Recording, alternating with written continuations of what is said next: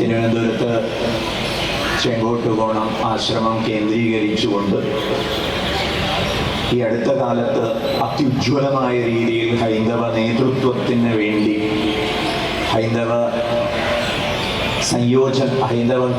ഹൈന്ദവരുടെ സംയോജനത്തിന് വേണ്ടി ഉത്സാഹിച്ചിട്ടുള്ള മഹാത്മാവ് ചെയ്തു പോന്ന കർമ്മങ്ങളുടെയൊക്കെ ഫലമാണ് ഇത്തരത്തിലുള്ള ഒരു കൂട്ടായ്മ, മാർഗദർശക മണ്ഡലം പോലുള്ള കൂട്ടായ്മയൊക്കെ ഉരുത്തിരിഞ്ഞു വന്നത്. സ്വാമി തൃപാദങ്ങളെ സ്മരിച്ചുകൊണ്ട് ഒരു വൃക്ഷത്തെ കാണുന്ന സമയത്ത് ശുഷ്കോ വൃക്ഷത്തിഷ്ഠത്യഗ്രേ, മുന്നിലൊരു ഉണങ്ങിയ വൃക്ഷം നിൽക്കുന്നു. ഇത് കാണുന്ന സമയത്ത് ഒരു പക്ഷേ പ്രതീക്ഷ നഷ്ടപ്പെട്ടേക്കാം, ഉണങ്ങിപ്പോയിരിക്കണമല്ലോ. പക്ഷെ അതിലെവിടെയെങ്കിലും ഇത്തിരി പച്ചപ്പുണ്ടെങ്കിൽ, വേണ്ടത്ര വെള്ളവും വളവും മറ്റ് പരിചരണങ്ങളും നൽകിയാൽ അത് പൂർവാധികം ഊർജ്ജസ്വലം പടർന്ന് പന്തലിക്കും എന്നുള്ളത് വസ്തുതയാണ്. ഇന്ന് ഹൈന്ദവ സമാജ ശരീരം പ്രകടതലത്തിൽ ഇപ്രകാരം ഒരു ശുഷ്ക വൃക്ഷാവസ്ഥയിലാണെങ്കിൽ തീർച്ചയായിട്ടും മാർഗദർശക മണ്ഡലത്തിൻ്റെ മാർഗദർശനത്തെ ഇതുപോലുള്ള സംരംഭങ്ങളെ കൊണ്ട് അത് തഴച്ചു വളരും എന്നുള്ള കാര്യത്തിൽ സംശയമില്ല.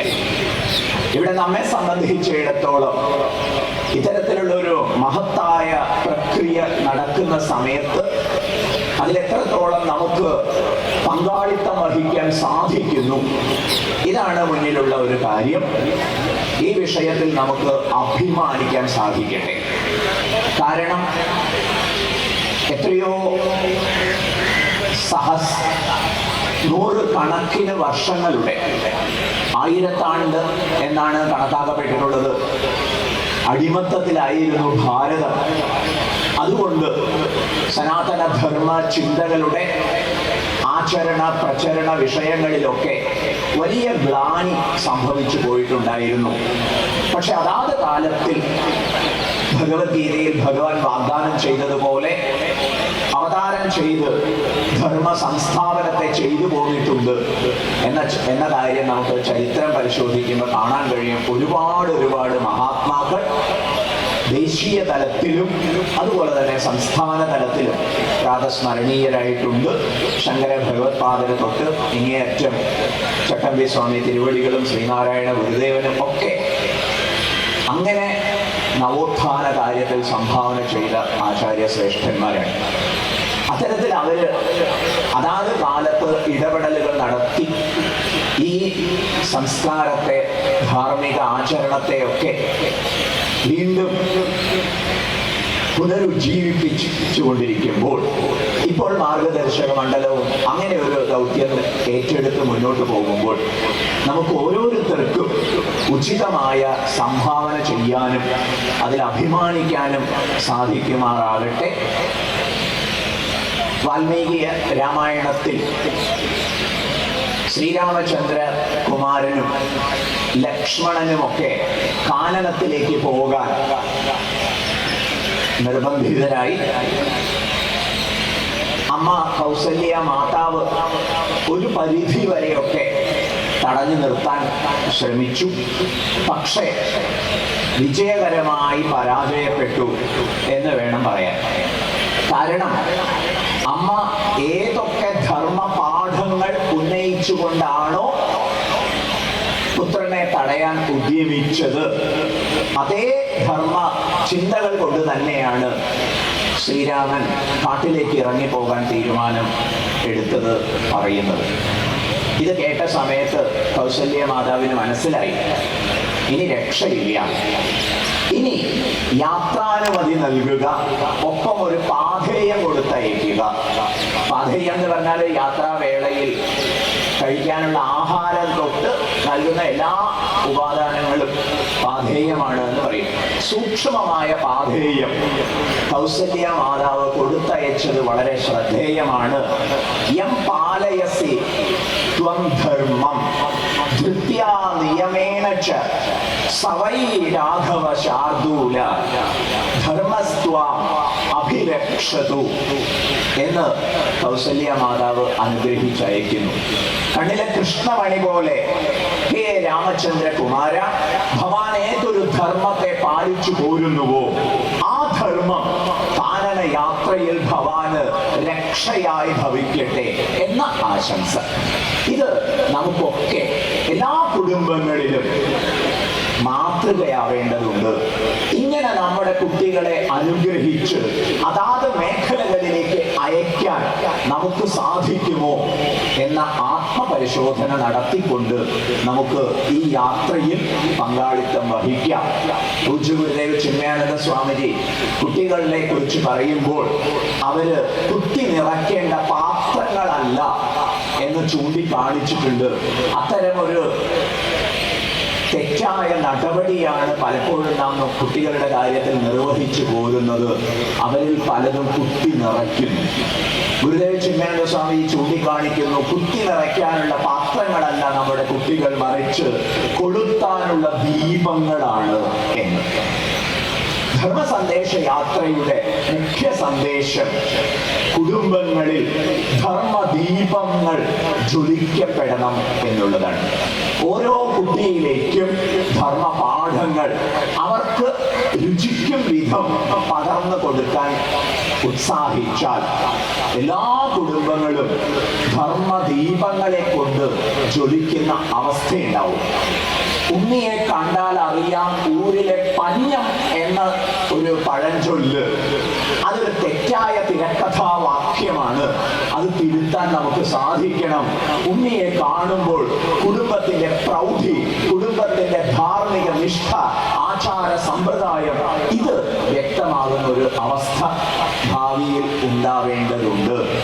കൗസല്യ മാതാവ് യാത്രാനുമതി ചോദിച്ച് നമിച്ച ഉണ്ണിയെ യാതൊരു ധർമ്മം നീ കണ്ണിലെ കൃഷ്ണമണി പോലെ കാത്തു സൂക്ഷിച്ചുവോ അത് നിന്നെ രക്ഷിക്കട്ടെ എന്ന് അനുഗ്രഹിച്ചു.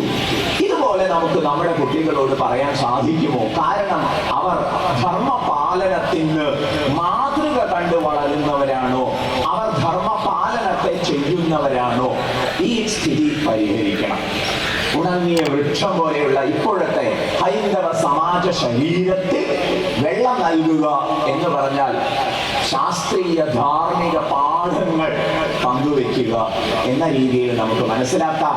അതിന് വളം നൽകുക എന്ന് പറഞ്ഞാൽ ആചാരാനുഷ്ഠാനങ്ങളെ കൊണ്ട് ബോധ്യമായ പാഠങ്ങളെ പ്രായോഗിക പദ്ധതിയിൽ വരിക എന്ന് മനസ്സിലാക്കാം. ശ്രീരാമചന്ദ്രന് പാഥേയം കൊടുത്ത് അയച്ചതുപോലെ നമ്മുടെ കുട്ടികൾ വീട്ടിന് പുറത്ത് പല മേഖലകളിലും പോയി എല്ലാ പ്രകാരത്തിലും അവര് ഉജ്ജ്വല ജീവിതം നയിക്കുന്നതിന് കഴിവുറ്റവരാകണം. അതിനുള്ള പാഥേയം നമുക്കും കൊടുത്തയക്കാൻ സാധിക്കട്ടെ. നമ്മുടെ കുട്ടികളെ കാണുന്ന സമയത്ത് മറ്റുള്ളവർക്ക് മനസ്സിലാവണം എന്തൊരു ധാർമ്മിക ബോധം, എന്തൊരു വിനയം, എന്തൊരു ആചാര അനുഷ്ഠാനത്തിൻ്റെതായ ഉപാസനയുടേതായ തേജസ്സാണ് കാണുന്നത് എന്ന് മറ്റുള്ളവർക്ക് തോന്നണം. ആ പ്രകാരമുള്ള ഒരു നവോത്ഥാനത്തിന് എല്ലാവരും പങ്കുചേരേണ്ടതുണ്ട്. നിരാശപ്പെടേണ്ട കാര്യമില്ല. തീർച്ചയായിട്ടും സനാതന ധർമ്മമാണ് നമുക്കൊക്കെ ആധാരം. അത് സനാതനമായതുകൊണ്ട് അതിന് ഗ്ലാനി സംഭവിക്കുമെന്നേ ഉള്ളൂ. ഒരിക്കലും അത് നശിച്ചു പോകും എന്ന് ആശങ്കപ്പെടേണ്ട. ഗ്ലാനി എന്ന് പറയുന്നത് ദുർബലന്മാരും അതുപോലെ തന്നെ അജിതേന്ദ്രിയന്മാരും ഇതിനെ സ്വീകരിക്കുന്നത് കൊണ്ട് വന്നു പോകുന്ന ദോഷമാണ്. അതുകൊണ്ട് നാം നമ്മുടെ ദൗർബല്യത്തെ ജയിക്കണം. ജിതേന്ദ്രിയത്വം നേടേണ്ടതുണ്ട്. കൊച്ചു കൊച്ചു താല്പര്യങ്ങൾക്ക് അടിമപ്പെട്ട് ജീവിക്കുന്നതിനപ്പുറത്ത് ജീവിതത്തിന് ഉജ്ജ്വലമായ ഒരു ലക്ഷ്യം മുൻനിർത്തിക്കൊണ്ട് നമുക്ക് ആചാരാനുഷ്ഠാനങ്ങളുടെയും ഉപാസനയുടെ മാർഗത്തിലൂടെയും മുന്നേറാൻ സാധിക്കണം. ഇങ്ങനെ ഓരോരുത്തരും തീരുമാനമെടുത്താൽ അതിന്റെ പ്രകാശം കുടുംബത്തിൽ ഉണ്ടാകുമ്പോൾ കുട്ടികളെ സംബന്ധിച്ചിടത്തോളം അവർ വഴിതെറ്റി പോവുക, വ്യഭിചരിച്ചു പോവുക, വികലമായ ലഹരി താല്പര്യങ്ങളിലേക്ക് തെന്നിപ്പോവുക എന്ന അപകടം ഉണ്ടാവില്ല, കുടുംബ ശൈഥില്യം സംഭവിക്കില്ല. അതുകൊണ്ട് നമുക്ക് വെള്ളവും വളവും നൽകി ഈ ശുഷ്കവൃക്ഷ സമാനമായ ഹൈന്ദവ സമാജ ശരീരത്തെ വേണ്ടത്ര ഉജ്ജ്വലമാക്കാൻ ഉത്സാഹിക്കാം. ഇതിന് നമുക്ക് ഓരോരുത്തർക്കും സാധിക്കട്ടെ. സ്വൽപമപ്യസ്യ ധർമ്മസ്യ ത്രായനേ മഹതോ ഭയാത് എന്ന ഭഗവത്ഗീത വാക്യം ഈ സമയത്ത് നമുക്ക് ആശ്വാസമായി ഓർമ്മിക്കാം. ഭയപ്പെടാൻ, ആശങ്കപ്പെടാൻ വിഷയങ്ങൾ എത്രയുണ്ടെങ്കിലും ശരി, ഭയക്കാതെ നാം നമ്മുടെ ധാർമ്മിക അവബോധത്തിന്റെയും അനുഷ്ഠാനത്തിന്റെയും ഉത്സാഹത്തിലേക്ക് തിരിഞ്ഞാൽ തീർച്ചയായിട്ടും വലിയ ഭയങ്ങളിൽ നിന്ന് നമുക്ക് മുക്തി ഉണ്ടാവും. സ്വൽപമപി അസ്യ ധർമ്മസ്യ, വളരെ കുറഞ്ഞ അനുഷ്ഠാനം പോലും നമ്മെ വലിയ ഭയങ്ങളിൽ നിന്നുള്ള മുക്തിയിലേക്ക് വളർത്തും എന്നാണ് ഗീതാചാര്യൻ ചൂണ്ടിക്കാണിച്ചിരിക്കുന്നത്, ഭഗവത്ഗീത ഉപദേശത്തിൽ ഉദ്ബോധിപ്പിച്ചിരിക്കുന്നത്. ഗുരുദേവ് ചിന്മയാനന്ദ സ്വാമി ചൂണ്ടിക്കാണിക്കും, ideas do not have hands and legs. ആശയങ്ങൾക്ക് കൈകാലുകളില്ല, അവ നൽകാൻ നാം തയ്യാറാവണം. ആശയങ്ങൾക്കനുസരിച്ച് ജീവിക്കുന്നവരുണ്ടാവുമ്പോഴാണ് ധർമ്മത്തിന്റെ ഗ്ലാനി പരിഹൃതമാവുക.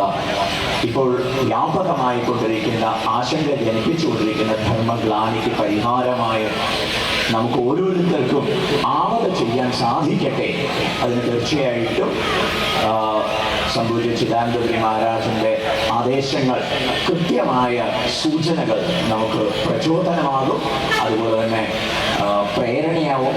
ആ മാർഗദർശനങ്ങളെ നമുക്ക് പ്രയോജനപ്പെടുത്തിക്കൊണ്ട് ഉജ്ജ്വലമായ ഒരു കേരളത്തെ, അതിൻ്റെ തനിമയിലേക്ക് തിരിച്ചുപോയ ഒരു കേരളത്തെ ഉറപ്പാക്കാം. കാലികമായ എല്ലാ മുന്നേറ്റങ്ങളെയും സാംസ്കാരിക ധാർമ്മിക ബോധ്യങ്ങളെയും ഉൾക്കൊണ്ടുകൊണ്ടും, എന്നാൽ വേര് മറക്കാതെ ഉള്ള ഒരു ജീവിതം, ഇതിൻ്റെ ഒരു സമന്വയം ആർഷദർശനങ്ങളുടെയും അതുപോലെ തന്നെ ഇന്നത്തെ മുന്നേറ്റത്തിൻ്റെയും വളരെ ഉചിതമായ ഒരു സമന്വയമാണ് നമുക്ക് സാധിക്കാനുള്ളത്. അത് സാധിപ്പിച്ചെടുക്കാൻ ഈ യാത്ര പ്രചോദനമാകട്ടെ. സന്നിഹിതരായ മഹാത്മാക്കളുടെ ഒക്കെ അനുഗ്രഹം, പ്രചോദനം ഈ വിഷയത്തിൽ ഉണ്ടാവട്ടെ എന്ന് ആശംസിക്കുന്നു.